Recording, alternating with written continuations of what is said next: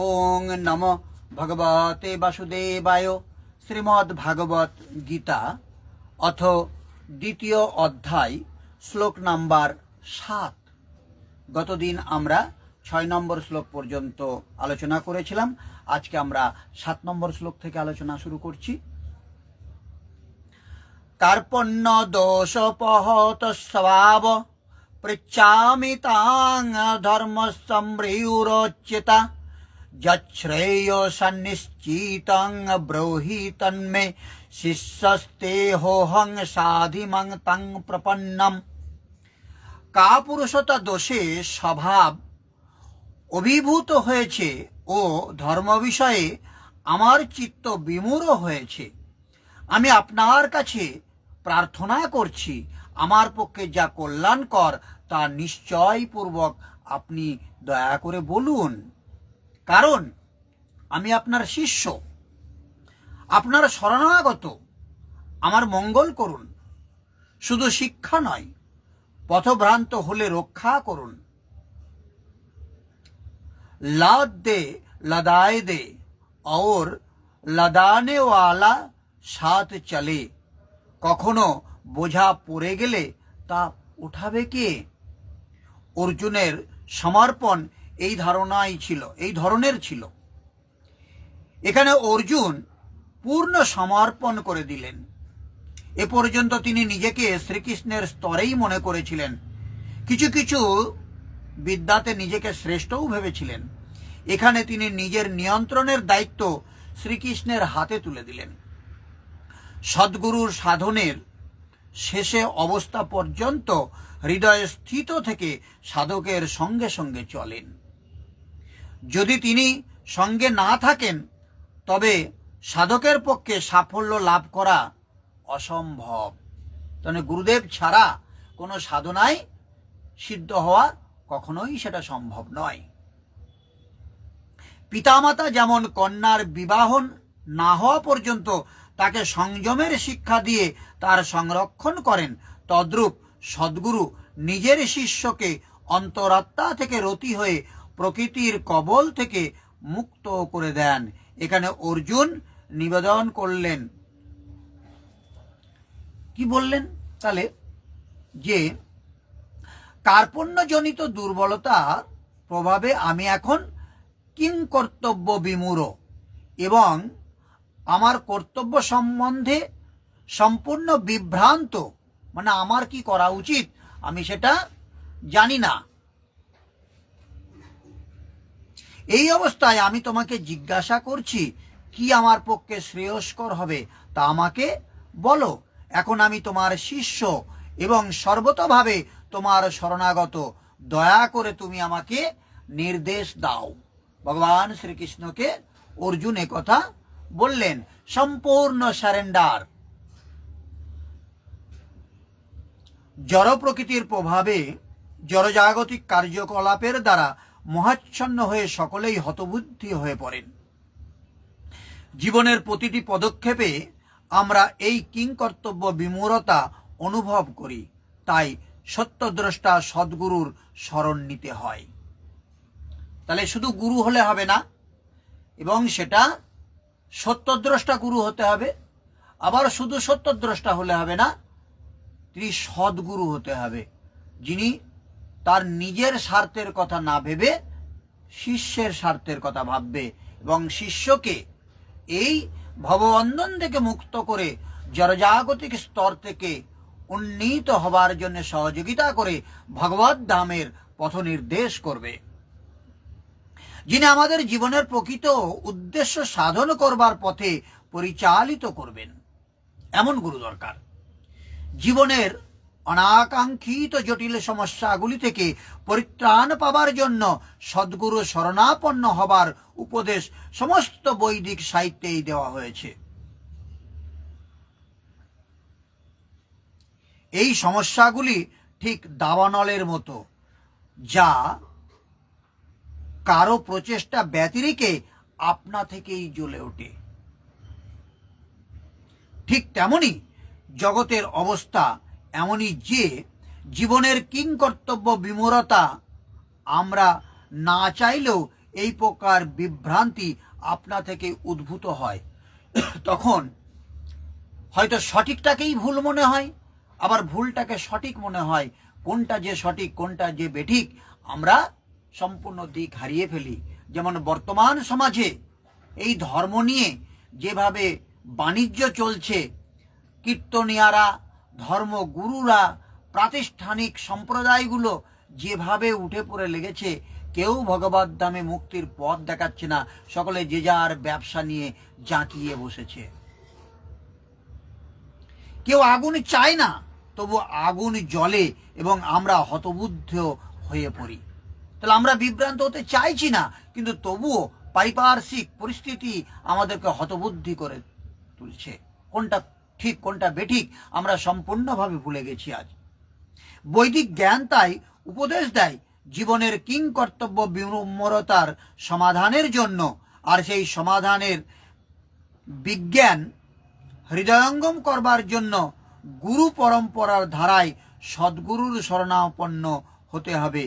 যে ব্যক্তি সদ্গুরুর সান্নিধ্য লাভ করেন তিনি সমস্ত বিষয়ে অবগত হন, কারণ তার সদ্গুরু তাকে সমস্ত কিছু বিদ্যা দান করেন।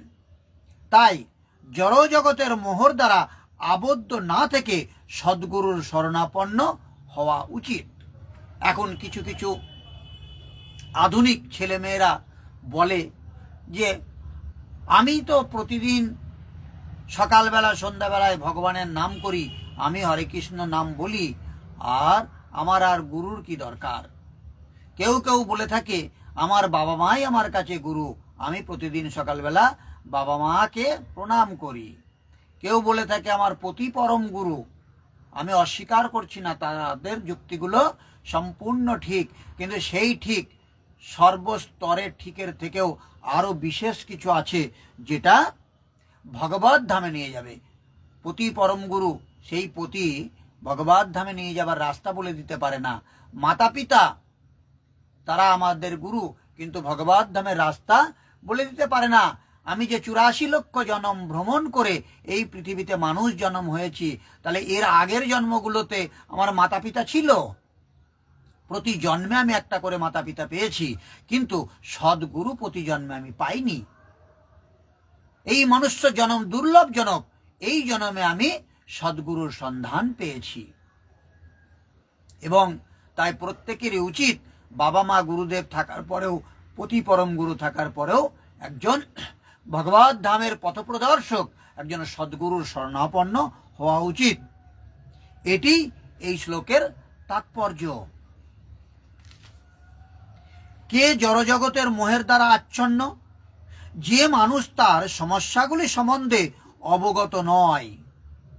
তাহলে যে মানুষ তার সমস্যাগুলি সম্বন্ধে অবগত নয়, আমার কি কি সমস্যা আছে এগুলো আমি যদি না জানতে পারি, তাহলে আমি জড়জগতের মোহর দ্বারা আচ্ছন্ন। একটা শূকর যেমন তার সন্তান সন্ততি নিয়ে কাদা নোংরা মেখে সে নোংরার মধ্যে বহুত শান্তিতে আছে, সুখে আছে, কিন্তু তার সমস্যাটা কি তার সেটা তার বোধের মধ্যে নেই। সে জড়জগতের মোহর দ্বারা আচ্ছন্ন থেকে সে মনে করছে আমি এই বেশ আছি, এই ঠিক আছি, এই সুন্দর আছি। পায়খানার মধ্যে যে কৃমিগুলো মল ভক্ষণ করছে তারাও মনে করছে আমরা ঠিক আছি।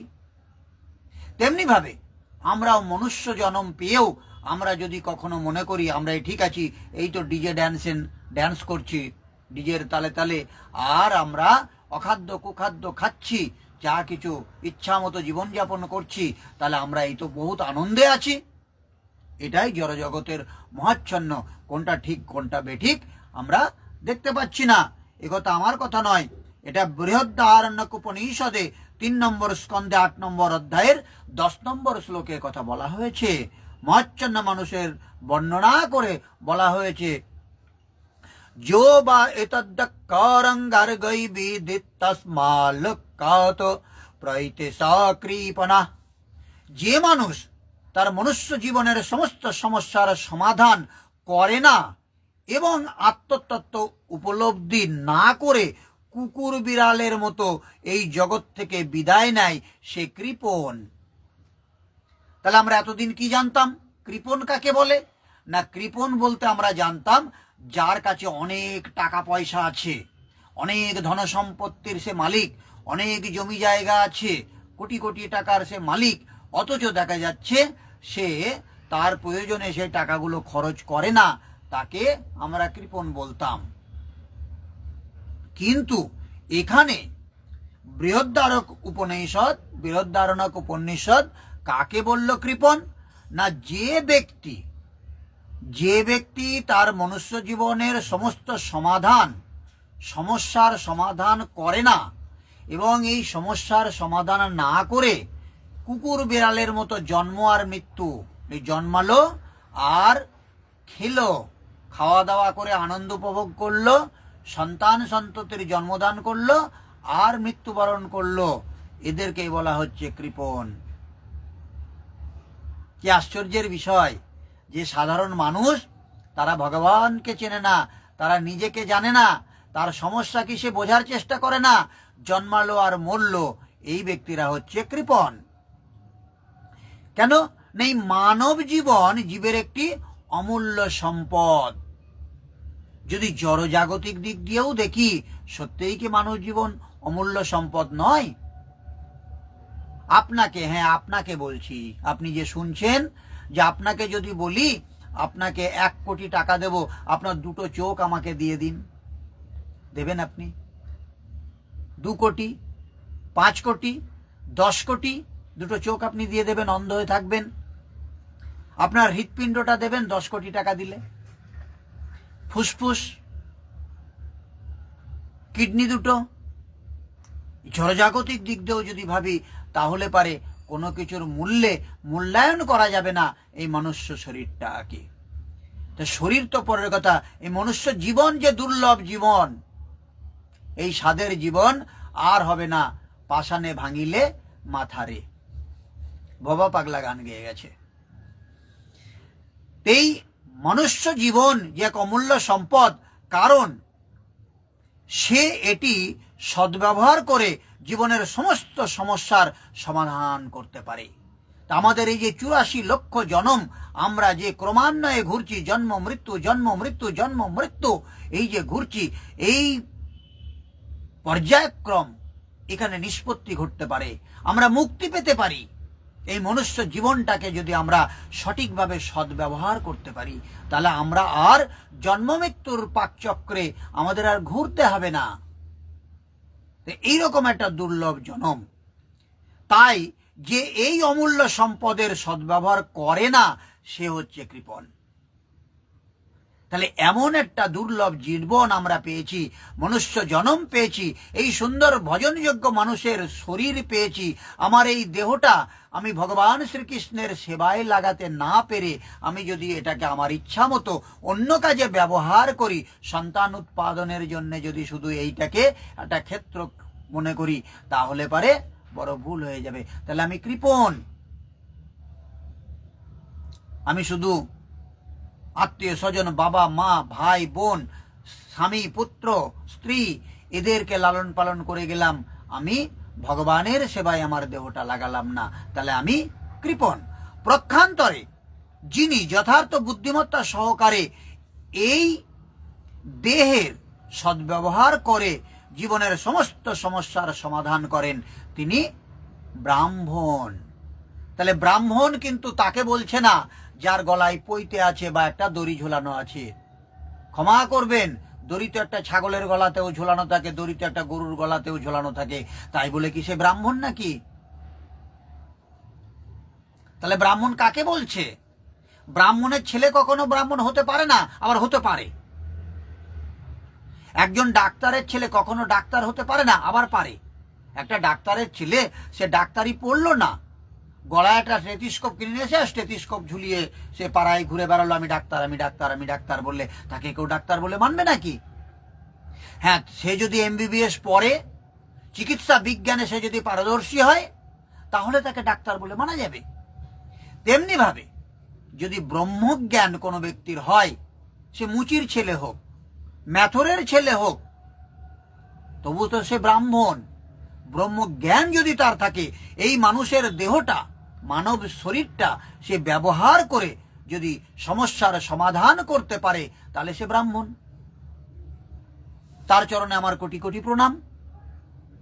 কিন্তু ব্রাহ্মণ তো নয়, ব্রাহ্মণ তো নয়। একজন মাস্টারের ছেলে কখনো মাস্টার নয়, একটা ডাক্তারের ছেলে ডাক্তার নয়, একটা উকিলের ছেলেকে উকিল বলবো না যদি সে LLB পাস না করে। তেমনি ভাবে ব্রাহ্মণের ছেলেকে কখনো ব্রাহ্মণ মানবো না যদি তার ব্রহ্মজ্ঞান না থাকে। আর ব্রহ্মজ্ঞান, আপনি একজন সাধারণ মানুষ, আপনি একজন গৃহস্থ, আপনি একজন খেটে খাওয়া মানুষ, কিন্তু আপনি যদি আপনার এই মনুষ্য জন্মটা, আপনার এই দেহটাকে ভগবত সেবায় কাজে লাগিয়ে আপনি যদি আত্মোন্নতির চেষ্টা করেন এবং সেই সমস্যার সমাধান করতে পারেন, তাহলে আপনাকে ব্রাহ্মণ বলে আমি আপনার চরণে দণ্ডবত স্বীকার করি। তাই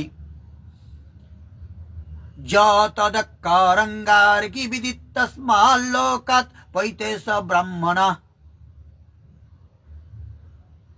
তাহলে যেটাকে বৃহদারণ্যক উপনিষদে 3 নম্বর স্কন্ধে 8 নম্বর অধ্যায়ের 10 নম্বর শ্লোকে যেটা প্রতিপন্ন হয়েছিল, যো বায়দৎকারঙ্গার্গি দ বিদ্যতস্মাল্লোকাৎ পৈতে স কৃপণা অজ এদৎকারঙ্গার্গি বিদিতস্মাল্লোকাৎ পৈতে স ব্রাহ্মণা। তাহলে ব্রাহ্মণ সম্পর্কে আমরা এটা শাস্ত্র সিদ্ধান্ত পেলাম। যারা কৃপণ তারা পরিবার, সমাজ, দেশ আদি জড় সম্বন্ধের প্রতি অত্যাধিক আসক্ত হয়ে তাদের সময় অপচয় করে। মানুষ প্রায়ই এক ধরনের চর্মরোগ দ্বারা আক্রান্ত হয়ে স্ত্রী, পুত্র এবং অন্যান্য পরিজন সমন্বিত পরিবারের প্রতি অত্যন্ত আসক্ত হয়ে পড়ে। এটি চর্মরোগ। সত্যিই তো চর্মের রোগ। চামড়ায় চামড়ায় ঘষাঘষির জন্যে আমরা উদ্গ্রীব। তাহলে এই চামড়ায় ঘষাঘষির জন্যেই আমাদের বাবা, আমাদের মা, আমাদের সন্তান, আমাদের সন্ততি, আমাদের স্বামী, আমাদের স্ত্রী, সবাই আমরা এই সম্পর্কটা কিসের জন্যে? না চামড়ার সম্পর্ক। অপরাধ নেবেন না, কান ধরছি, হাত জোর করছি। এটা শ্রীমদ্ ভাগবত গীতা, যথাযথ গীতা, ইস্কন প্রণতীয় প্রভুপাদ অভয়চরণ ভক্তি বেদান্ত স্বামী প্রভুপাদের স্বীকৃত শ্রীমদ্ ভাগবত গীতার 2য় অধ্যায়ের 7 নম্বর শ্লোকে এই কথাটা বলেছে। চর্মরোগের কথা তিনি প্রতিপন্ন করেছেন।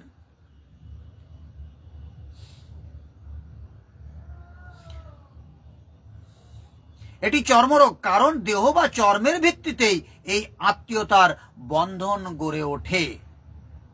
কৃপণ মনে করে যে সে তার পরিবারের সদস্যদের মৃত্যুর হাত থেকে রক্ষা করতে সক্ষম। আমি কাজ না করলে আমার ছেলে খেতে পাবে না, আমি কাজ না করলে আমার স্ত্রী খেতে পারবে না।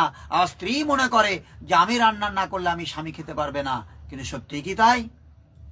আমি মারা গেলেও আমার পরিবার, আমার স্ত্রী, আমার পুত্র তারা বেঁচে থাকবে, আবার কোনো মা মারা গেলে তার স্বামীরাও বেঁচে থাকবে।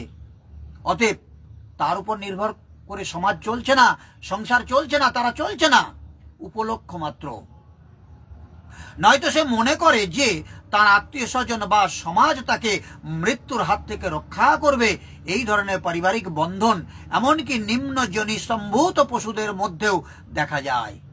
পশুদেরও তো এইরকম আহার, নিদ্রা, মৈথুন, ভয়, এই সমস্ত নিয়ে তারাই তো জীবন অতিবাহিত করছে। কিন্তু তাদের আধ্যাত্ম চেতনাটা নেই, আর মানুষের মধ্যে আধ্যাত্ম চেতনাটা রয়েছে।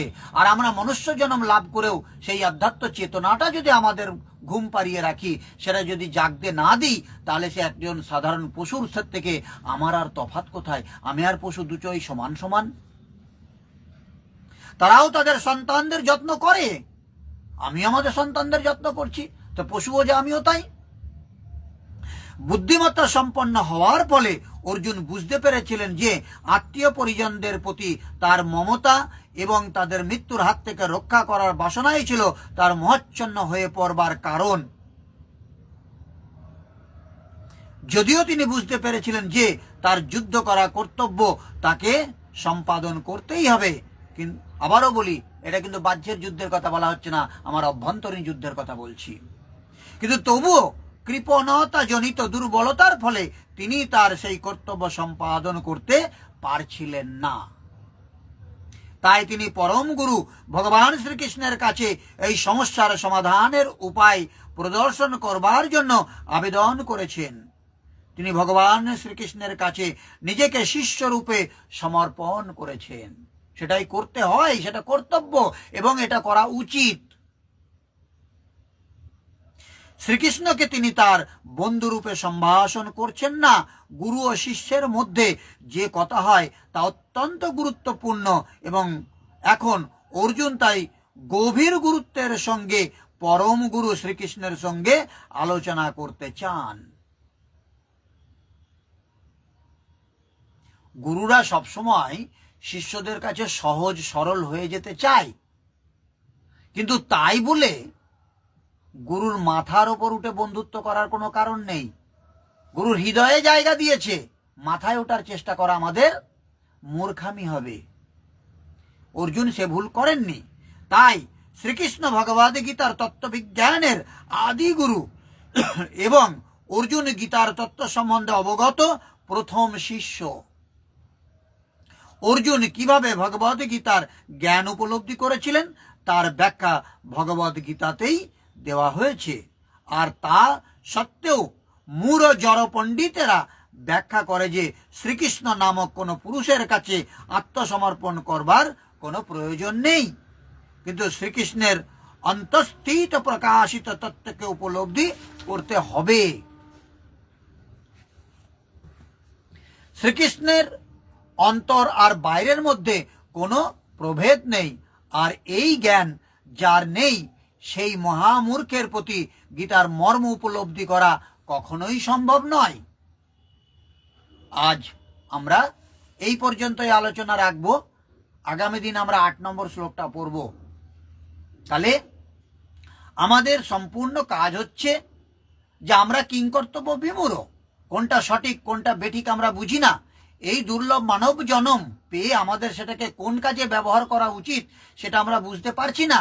তাই সদ্গুরুর কাছে সম্পূর্ণভাবে আমরা প্রণিপাত করে 100% সারেন্ডার করে আমাদেরকে তাদের কাছে আমার এই দেহ মন প্রাণ সমস্ত কিছু সঁপে দিয়ে তার কাছে করজোরে প্রার্থনা করা উচিত। হে গুরুদেব, কি করা উচিত আমি জানি না, তুমি আমাকে পথ দেখাও, তুমি যেটা বলবে আমি সেটাই করতে সম্পূর্ণভাবে প্রস্তুত, যেমনটা অর্জুন করেছিল।